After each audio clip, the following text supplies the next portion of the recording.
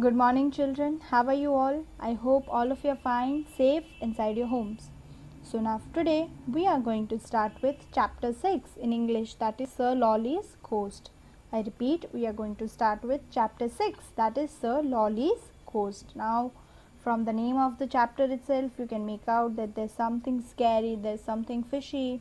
It's going to be about ghost. So, now all of you must be knowing we always start with the keywords or the hard words before starting for the chapter. So now let us understand those first. So the first hard word is blotting. Now what do you mean by blotting? B-L-O-T-T-I-N-G, blotting.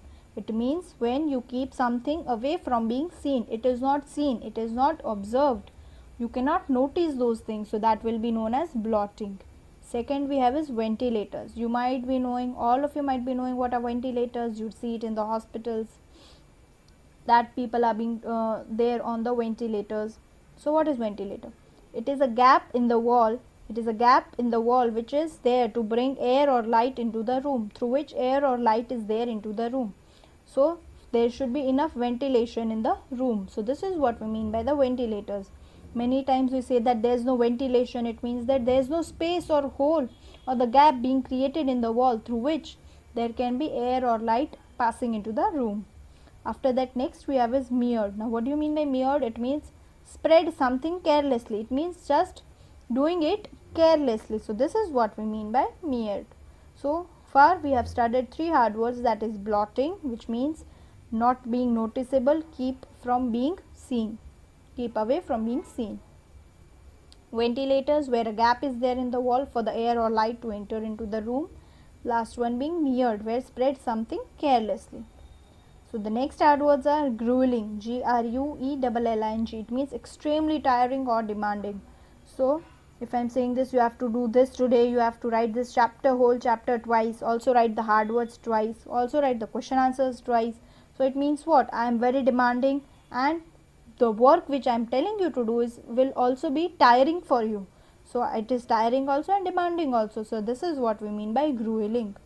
Next which we have is grating, which means that harsh and unpleasant. It means in a very rough manner, not in a good manner or in a good tone, but saying it very harshly and doing it in unpleasant manner. Next is feeble. It means to faint, behosh ho jana, that is to faint. So now next which we have is prefer. So sorry, not prefer, prefect, P-R-E-F-E-C-T. It means prefect. So what is prefect? A student who is authorized to enforce discipline. Now in schools we have these prefects where there are children appointed who are asked to maintain discipline and also make sure that other students are also following those disciplinary rules. So this is what we mean by prefect. Say for example, I am making somebody a prefect. So I am asking him or her to ensure that rules are being followed and discipline is being maintained. So this is what we understand by the word prefect. Second last which we have is startled.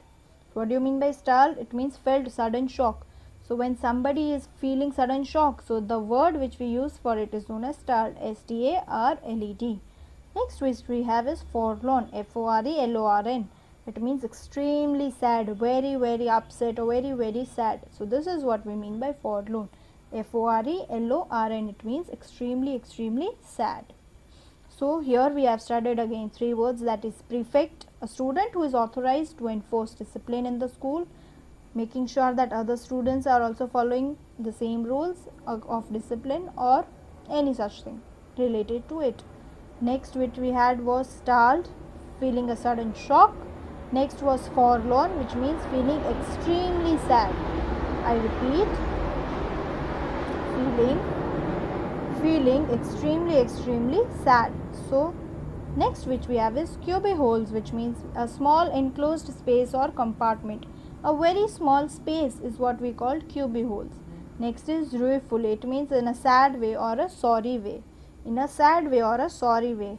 And the next which we have is hysteria. It means a very extremely emotional reaction. The reaction which we give, say if I am scolding to somebody and somebody starts crying very much, he or she is not stopping also, but so this is what This is hysteria, which means an extremely emotional reaction is given to it. So in this slide we have studied 3 hard words, that is cubbyholes, which means a small enclosed space or compartment, a very small space. Ruefully, it means in a very sad way or in a very sorry way. Last is hysteria, which means if I am scolding somebody today and he or she is not stopping but continuously going on crying, so this is what, this is an emotional reaction which is given. So this is what we mean by hysteria. So I hope all of you have studied, all of you have understood these hard words very clearly and all of you are thorough with it. So that was it for today. Thank you and have a nice day.